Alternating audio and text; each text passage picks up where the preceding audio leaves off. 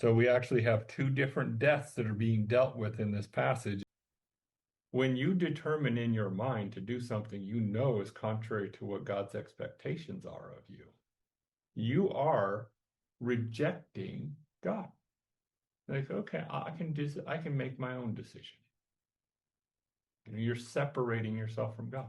That's exactly what Adam did. Adam's like, in this situation, I can determine what is going to be beneficial and what is not. Okay? And then he just rejected God's, because what did God say? So, but he chose to actually make that decision and he separated himself. So we actually have two different deaths that are being dealt with in this passage.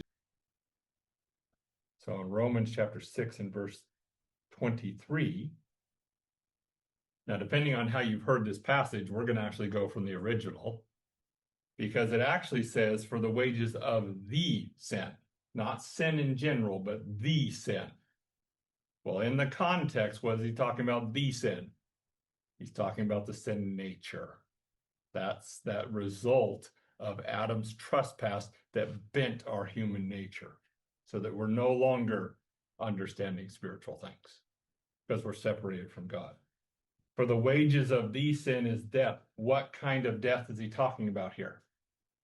He's talking about spiritual death. And you can see that because the gracious gift of God is eternal life.